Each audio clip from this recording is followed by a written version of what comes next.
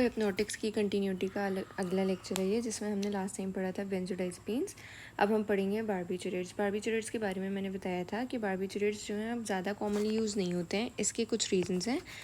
सबसे पहले तो इनका थेरेप्यूटिक इंडेक्स बहुत नैरो होता है, यानी ये टॉक्सिसिटी आराम से कॉज कर सकते हैं। इनकी कम अमाउंट भी अगर थोड़ा सा भी ओवरडोज हो जाए तो उसकी वजह से बहुत ज़्यादा सिवियर साइड इफ़ेक्ट्स आ सकते हैं। इसके अलावा इंड्यूस करते हैं टॉलरेंस को, यानी आपकी बॉडी टॉलरेंस क्रिएट कर लेती है, जिसकी वजह से आगे जाके आपको फर्दर हाई डोजेस लेनी पड़ती हैं बारबिचुरेट्स की, और फिजिकल डिपेंडेंस हो जाती है, यानी आपकी बॉडी डिपेंड करना शुरू हो जाती है बारबिचुरेट्स पे। इसके अलावा सीवियर विड्रॉल सिम्टम्स होते हैं, यानी अगर आप इसको विड्रॉ कर दें तो फिर इसकी वजह से बहुत सारे सिम्टम्स आना शुरू हो जाते हैं, जो हमने लास्ट लेक्चर में कवर किए थे यहाँ पे। अच्छा, अब उसके बाद इसीलिए ये इसका मेन रीज़न है जिसकी वजह से अब इसको रिप्लेस कर दिया गया है और इसकी जगह अब यूज़ होती है बेंजोडाइज़ेपिन। क्लासिफिकेशन है इसकी, हमने इसे ऐसे क्लासीफाई किया। लॉन्ग एक्टिंग वो होते हैं जो 24 से 28 आवर्स लेते हैं। इसमें फिनोबार्बिटोन, पेंटोबार्बिटोन आ जाते हैं। इंटरमीडिएट होते हैं जिनमें 8 to 24 आवर्स होते हैं, माइलोबार्बिटोन है इसमें। फिर शॉर्ट एक्टिंग होते हैं जो 3 to 8 आवर्स लेते हैं, और ये पेंटोबार्बिटोन, एमोबार्बिटल और सेकोबार्बिटोन। फिर उसके बाद अल्ट्रा शॉर्ट एक्टिंग होते हैं जो सिर्फ 25 मिनट्स का टाइम कंज्यूम करते हैं, थायोपेंटोन और मिथोहेक्सिडोन। अच्छा, अब इसका मैकेनिज्म ऑफ एक्शन है, हमने पढ़ा था कि बेंजोडाइज़ेपिन और बारबिचुरेट्स का दोनों का सेम मैकेनिज्म ऑफ एक्शन होता है, तो सेम यही होता है। ये जाते हैं बाइंड करते हैं गाबा रिसेप्टर्स से, हमने पढ़ा था इनहिबिटरी पाथवे के अंदर। ये जब अटैच होंगे तो क्या होगा, इन्फ्लक्स होगा क्लोराइड आयन का, हाइपर पोलराइजेशन होगी और ब्लॉक हो जाएगा एक्शन पोटेंशियल। इसको दोबारा से देख लेते हैं यहाँ पर कि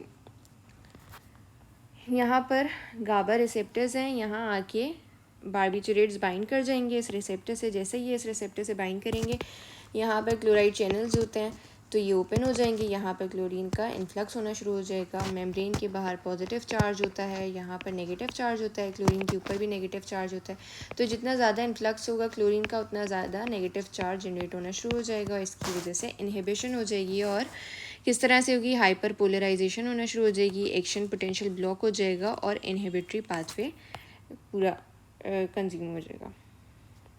अच्छा, अब इसके बाद बारबिचुरेट्स में आगे हमारे पास कुछ फार्माकोलॉजिकल एक्शंस हैं। सेंट्रल नर्वस सिस्टम पे क्या करता है, सीडेटिव इफेक्ट प्रोड्यूस करता है, यानी पर्सन को काम डाउन कर देगा। हिप्नोटिक इफेक्ट प्रोड्यूस करता है, यानी स्लीप इंड्यूस करेगा। एंटी कन्वल्सेंट होता है, यानी कन्वर्जन्स के लिए या तो एपिलेप्टिक सीजर्स के लिए उनकी ट्रीटमेंट के लिए यूज़ होगा। एनेस्थीसिया के तौर पे भी यूज़ होता है, और कोमा और डेथ भी कॉज कर सकता है ये आगे जाके।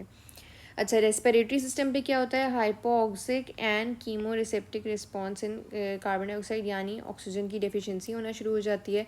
और लार्ज डोजेज अगर हो जाए इसकी तो रेस्पिरेटरी डिप्रेशन होना शुरू हो जाता है, उसकी वजह से फर्दर डेथ हो जाएगी, यानी आपकी बॉडी में ऑक्सीजन की कंसनट्रेशन बहुत कम हो जाएगी और इसकी वजह से डेथ कॉज हो सकती है। कार्डियोवास्कुलर सिस्टम पे बहुत ज़्यादा इफेक्ट होता है। वॉल्यूमिक स्टेट हो जाती है, यानी कि लो वॉल्यूम हो जाएगा। और इसके अलावा कंजेस्टिव हार्ट फेलियर होता है कि आपका हार्ट जो उसकी पंपिंग पावर बहुत लो हो जाती है।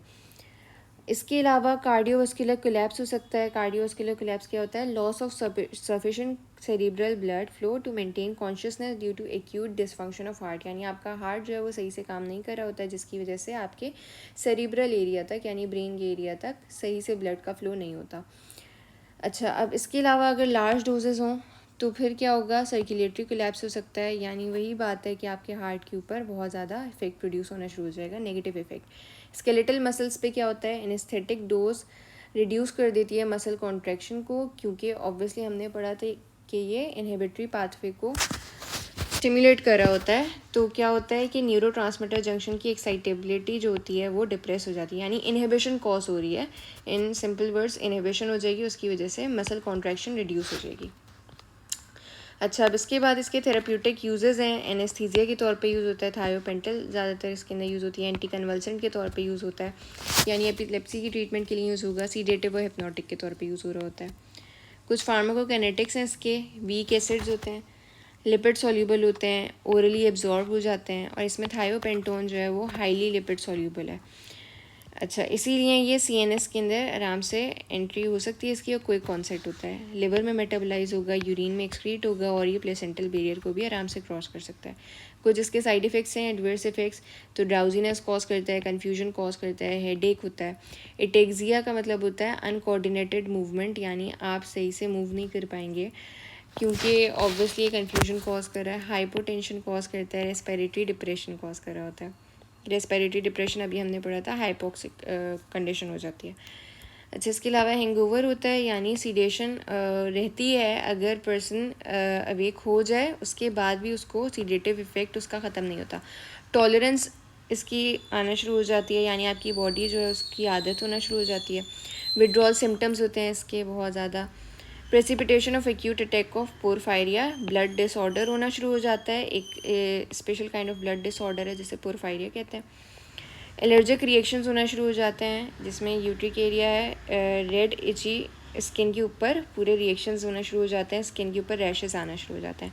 अच्छा, इसकी टॉक्सिसिटी अगर हो जाए तो क्या होगा, ड्राउजीनेस होगी, रेस्टलेसनेस होगी, हेल्यूसिनेशंस होना शुरू हो जाएंगी, हाइपोटेंशन होगी, रेस्पिरेटरी डिप्रेशन हो जाएगा, कन्वर्जन होगी, सीवियस कोलैप्स यानी कार्डियोवास्कुलर सिस्टम के अंदर प्रॉब्लम्स आना शुरू होंगी, कोमा, और अगर ज़्यादा डोज हो जाती है तो डेथ भी कॉज हो सकती है। कॉन्ट्रा इंडिकेशंस है पोरफायरिया, अभी हमने यहाँ पर पढ़ा था।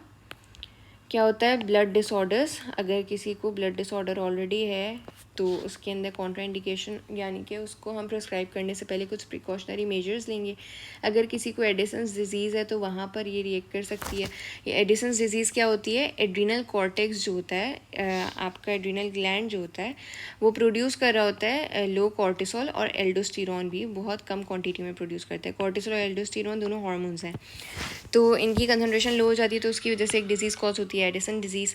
तो जिस पेशेंट को एडिसन डिजीज़ होगी वहाँ पर भी कॉन्ट्राइंडिकेशन होती है। लिवर और किडनी डिजीज़ है तो वहाँ पर भी हम इसको बारबिचुरेट्स को प्रिस्क्राइब नहीं करते हैं, क्योंकि ऑब्वियसली लिवर से मेटाबोलाइज हो रही है।